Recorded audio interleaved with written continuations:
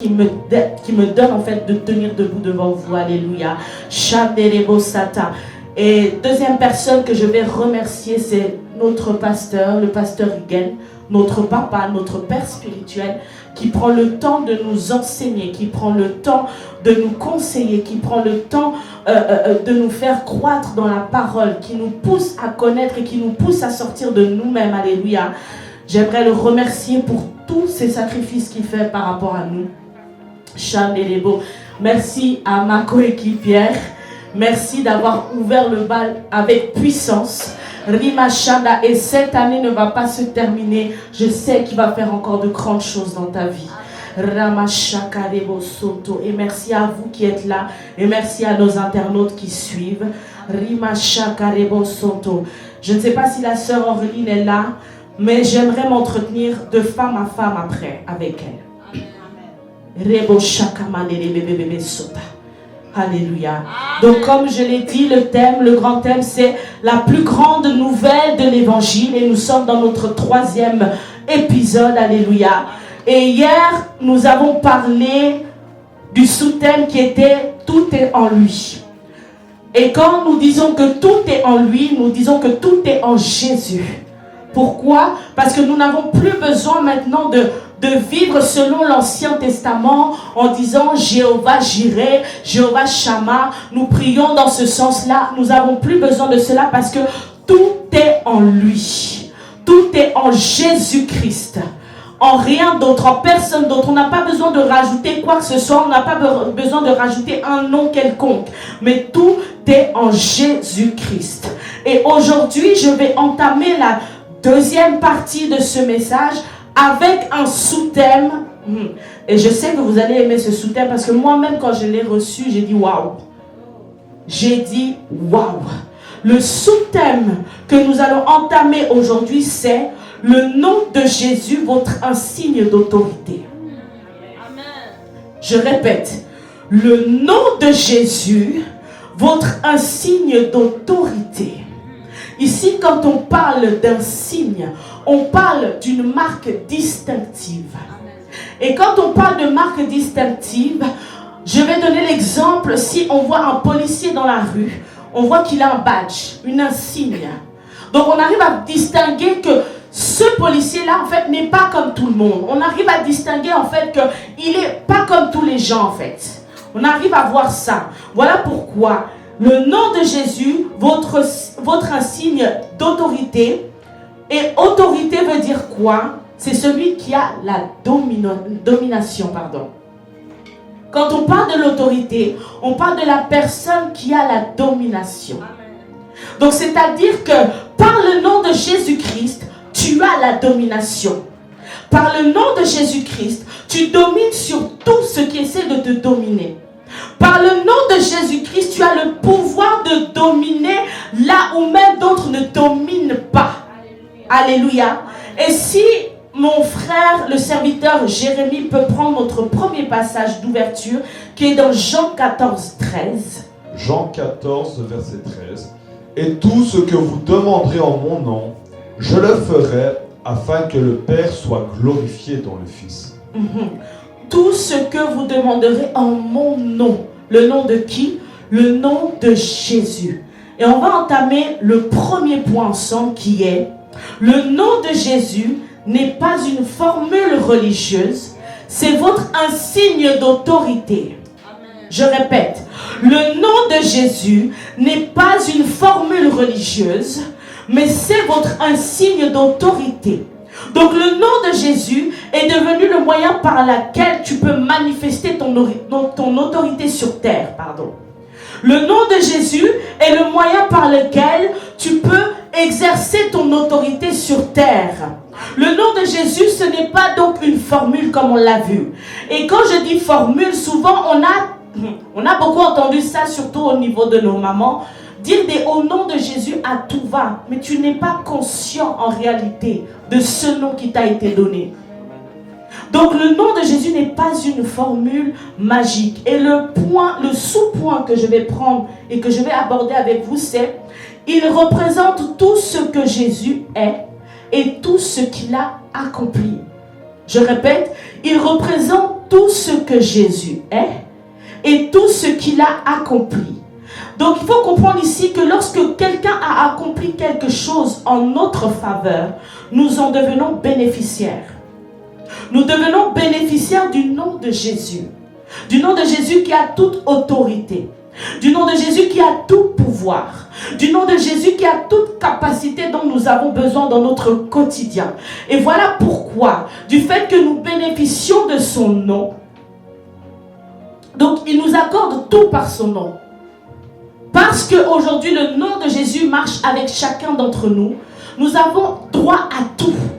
Alléluia. Nous avons droit à tout. Donc Jésus qui a tout accompli pour que nous soyons bénéficiaires, en réalité, il est en train de nous faire ici un cadeau. Donc comme je l'ai dit hier je l'ai dit, j'ai dit que nous n'opérons plus dans ce monde comme les gens de ce monde ou quoi. Nous opérons au nom de Jésus. Donc Jésus sur terre, c'est devenu nous. Alléluia. Donc par son nom, nous héritons ici du royaume. Par son nom, nous héritons de la santé divine. Par son nom, nous héritons de son amour, de sa paix, de sa joie, de sa sagesse, de sa richesse, de tout ce dont nous avons besoin. Par son nom. Rien que par le nom de Jésus. Et ça revient à mon point d'hier. Tout est en lui. Donc rien n'est à côté, rien n'est à gauche, rien n'est à droite, tout est en lui. Donc par son nom, nous avons hérité de toutes ces choses et son nom est le moyen par lequel nous avons tout. Amen. Quand je dis que nous avons tout, c'est tout sauf rien. C'est tout sauf rien. Tu as besoin de la paix, tu peux aller piocher parce que tu as le nom de Jésus. Tu as besoin de la joie, tu peux aller chercher la joie parce que tu as reçu le nom qui est au-dessus de tous les noms. Et le sous-point que je vais prendre encore avec vous, le sous-point B, c'est celui-ci. Lorsque vous utilisez son nom, c'est comme si Jésus formulait lui-même la demande ou donnait l'ordre. Alléluia. Je répète, lorsque vous utilisez son nom, c'est comme si Jésus lui-même formulait une demande au Père et qu'il donnait aussi un ordre. Donc c'est par le nom de Jésus que nous pouvons ordonner à des situations de changer. C'est par le nom de Jésus que nous changeons notre monde. C'est par le nom de Jésus que nous changeons une situation médiocre à une situation de qualité. Amen. C'est par le nom de Jésus qu'on change la pauvreté en richesse. C'est par le nom de Jésus qu'on change la maladie en santé divine. C'est par le nom de Jésus. Alléluia. Donc son nom est plus grand que tout. Alléluia. Hier je le disais, seul son nom nous suffit. Seul Jésus nous suffit. Alléluia. Et est-ce qu'on peut aller maintenant dans Philippiens 2, Philippiens chapitre 2, 9 à 11. versets 9 à 11. C'est pourquoi aussi Dieu l'a souverainement élevé et lui a donné le nom qui est au-dessus de tout nom, afin qu'au nom de Jésus, tout genou fléchisse dans les cieux, sur la terre et sous la terre, et que toute langue confesse que Jésus-Christ est Seigneur à la gloire de Dieu le Père. Alléluia. Moi j'aime quand on dit afin qu'au nom de Jésus, tout genou fléchisse dans les cieux, sur la terre et sous la terre. Alléluia. Afin qu'au nom de Jésus, pas au nom de Jéhovah Jireh, pas au nom de Jéhovah Nissi, pas au nom de Jéhovah Rapha, mais au nom de Jésus, tout genou fléchisse. Donc c'est-à-dire qu'en cas d'attaque, n'invoque pas Jéhovah Jireh. En cas d'attaque, invoque le nom de Jésus. En cas de maladie, invoque le nom de Jésus. En cas de détresse, j'ai envie de dire, invoque le nom de Jésus. Donc pour toute situation que tu veux régler, invoque le nom de Jésus. Pour tout problème que tu traverses dans la vie, invoque le nom de Jésus. Pour toute souffrance que tu as, invoque le nom de Jésus. Parce que le nom de Jésus t'a été donné et que son nom est au-dessus de tout autre nom. Le nom de Jésus n'a rien à voir avec le nom de la maladie. Amen. C'est Jésus qui domine. C'est Jésus qui domine. Donc dans ton problème de santé, C'est pas Jéhovah Rapha, c'est Jésus. Dans ton besoin pour la paix, ce n'est pas Jéhovah Shalom, c'est Jésus. Donc tout ce que tu as besoin de vivre, c'est selon Jésus. Et il y a une chose que j'ai envie de relever ici. Il faut que nous comprenions en réalité que Satan a peur du nom de Jésus.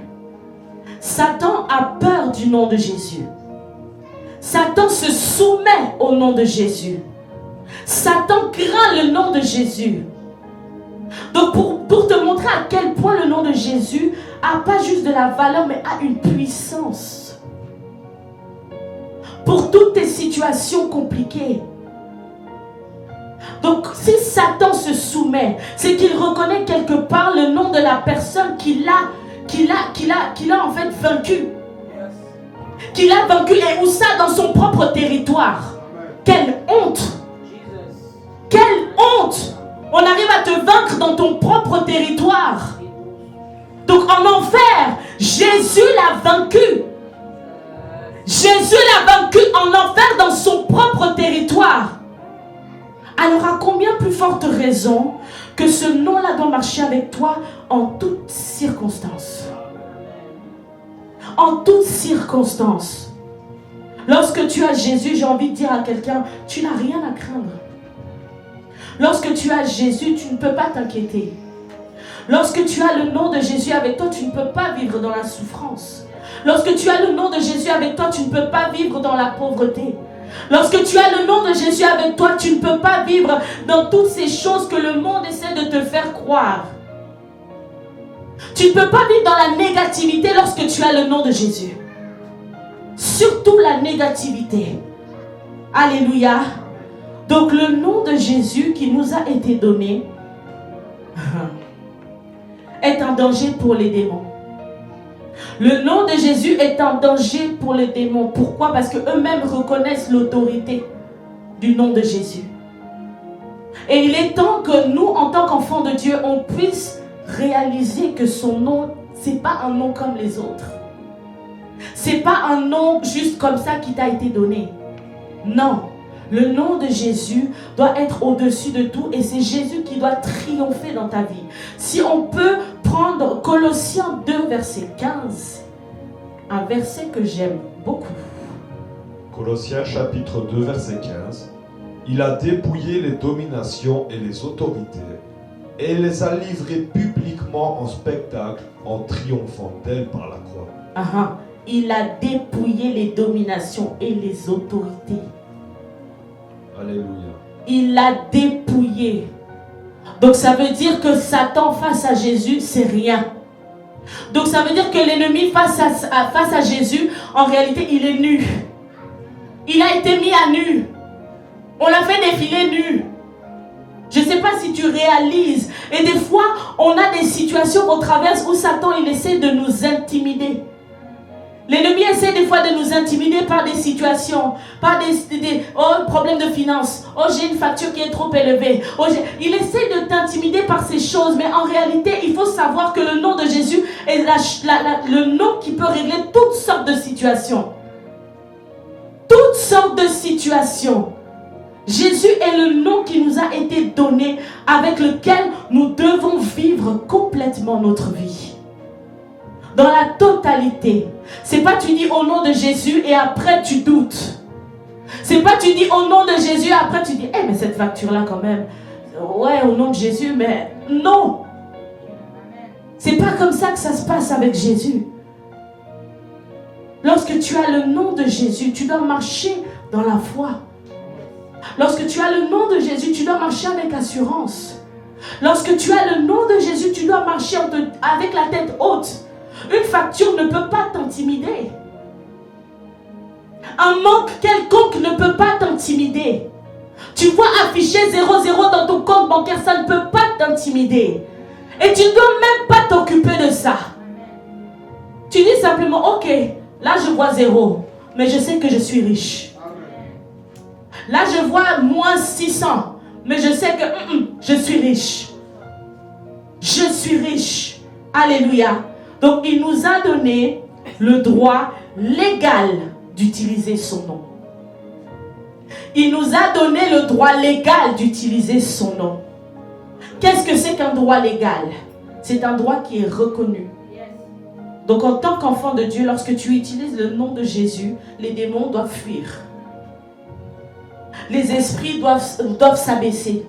Les situations compliquées, les montagnes qu'on voit qui sont plus hautes que nos têtes doivent s'abaisser.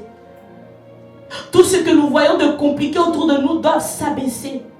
Et si on peut prendre Marc 16, 17 à 18, c'est un verset qu'on connaît. Marc chapitre 16, verset 17 à 18. Voici les miracles qui accompagneront ceux qui auront cru. En mon nom, ils chasseront les démons, ils parleront de nouvelles langues, ils saisiront des serpents, s'ils boivent quelque breuvage mortel, il ne leur fera point de mal.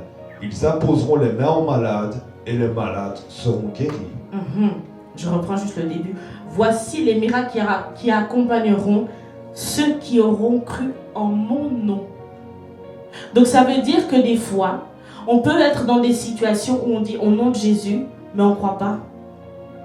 Et il n'y a rien qui se passe. Mais pour qu'il se passe quelque chose lorsqu'on dit au nom de Jésus, il faut qu'on puisse croire qu'il y a l'autorité dont nous avons besoin dans ce nom-là. Il faut que nous puissions croire. Donc nous avons reçu le droit par le nom de Jésus d'assujettir toutes sortes de situations. Nous avons reçu le droit par le nom de Jésus de chasser les démons. Nous avons reçu le droit par le nom de Jésus de guérir les malades.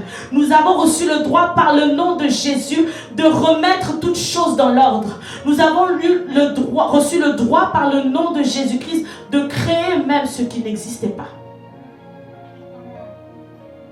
De créer même ce qui n'existe pas. Lorsque tu pries au nom de Jésus-Christ, même si il y avait un poste de travail qui n'était pas pour toi, ou qui n'avait même pas été créé, je crois que c'est le témoignage d'une personne ici. Le poste de travail va être créé à ton nom. Pourquoi? Parce que tu marches avec le nom de Jésus. Pas juste que tu marches avec le nom de Jésus, mais tu crois au nom de Jésus et tu crois à la puissance que ce nom a. Alléluia. Je vais prendre maintenant mon point numéro 5 et le dernier. Et le point dit ceci: la puissance ne réside pas dans la force de votre voix, mais dans l'autorité du nom. Alléluia. Je répète, la puissance ne réside pas dans la force de votre voix, voix V-O-I-X, mais dans l'autorité du nom. On entend souvent des hommes de Dieu crier « Oh nom de Jésus, oh nom de Jésus » et il n'y a rien qui se passe. C'est pas ça qu'on a besoin. On n'a pas besoin de tes cris. Tu peux même parler d'une voix très douce au nom de Jésus, mais la situation se recadre. Tu peux même parler d'une voix très douce et la maladie fuit. Tu peux parler d'une voix très douce. Alléluia. Et les choses se remettent en place. Donc ce n'est pas une émotion que nous devons avoir, mais c'est une révélation. Lorsque tu es révélé du nom de Jésus-Christ, lorsque tu es révélé de la puissance qu'a ce nom, lorsque tu es révélé de l'autorité qu'a ce nom, c'est là en réalité où les démons fléchissent leurs genoux. C'est là où toute situation fléchit les genoux. C'est là où la maladie se change en guérison. C'est dans le nom de Jésus, c'est dans la révélation que tu as reçue. Donc ce n'est pas une émotion. Et je pense on est la plupart ici des Africains, on a entendu nos mamans. On a entendu des mamans dire « Au nom de Jésus, au nom de Jésus ». Mais à côté, elles ont peur. Parce qu'elles n'ont pas la révélation de la puissance du nom de Jésus.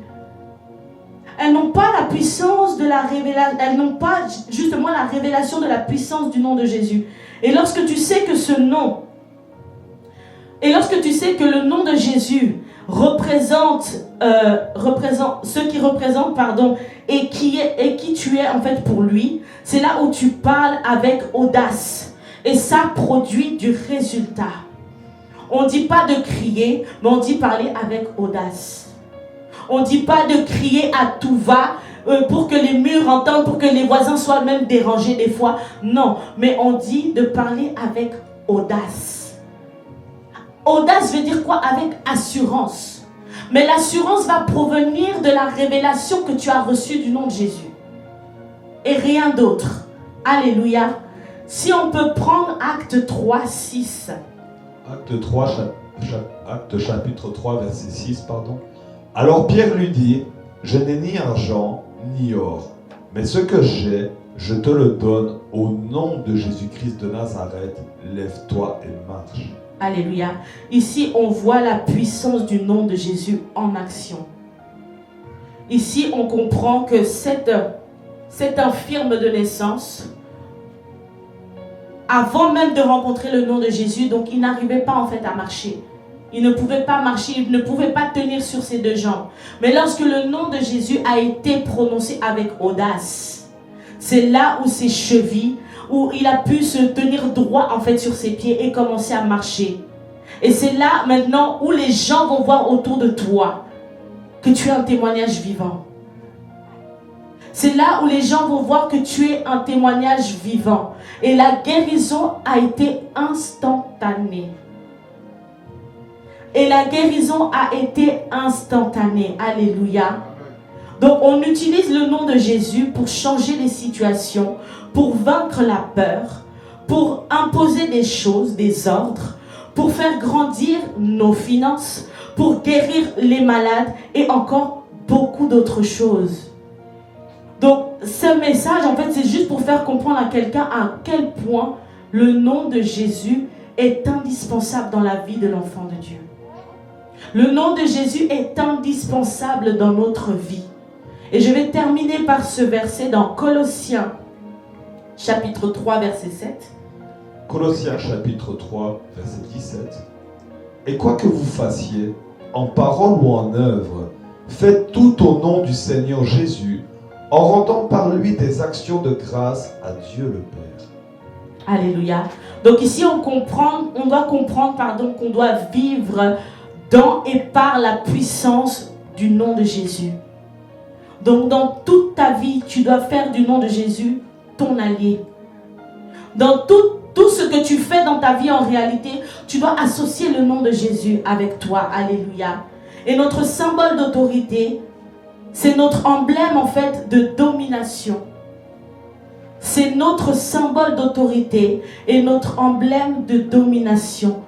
Lorsqu'il y a la maladie qui frappe à ta porte, le nom de Jésus-Christ. Lorsqu'il y a la pauvreté qui essaie de t'effrayer parce que tu as zéro en banque, le nom de Jésus-Christ. Le nom de Jésus-Christ, il y a tout à l'intérieur. Alléluia. Alléluia. Et voilà pourquoi nous devons l'utiliser maintenant pour dominer dans chacune de nos situations. Pour dominer dans chacune de nos situations. Pour maintenir ta santé, tu as besoin du nom de Jésus. Pour maintenir ta paix, tu as besoin du nom de Jésus. Pour maintenir même ta vie à toi-même dans son entièreté, tu as besoin du nom de Jésus. Et le nom de Jésus te pousse à te distinguer des autres. Comme on l'a vu tout à l'heure par rapport à la définition du mot insigne, on voit que c'est une marque distinctive. Donc ça veut dire que le nom de Jésus te pousse à te distinguer du monde. Le nom de Jésus te pousse à te distinguer des membres de ta famille. Le nom de Jésus te pousse à te distinguer partout où tu te trouves. Lorsque tu marches avec le nom de Jésus, sache que tu es une personne qui a la puissance. Tu es une personne qui est invincible. Tu es une personne qu'on ne peut pas vaincre. Si tu es vaincu, c'est que toi-même tu as décidé de te laisser vaincre. Si tu es assujetti par une situation quelconque, c'est que toi-même tu l'as décidé. Parce qu'en réalité, le nom de Jésus, il y a tout. Et il obtient tout. Tu peux tout obtenir par son nom. Tes finances, ta paix, ta joie. Alléluia. Amen. La délivrance pour une personne pour qui tu pries depuis des années, c'est par le nom de Jésus. Alléluia. Seul le nom de Jésus nous a été donné, pas un autre nom. Alléluia. J'aimerais que tu te lèves là où tu es.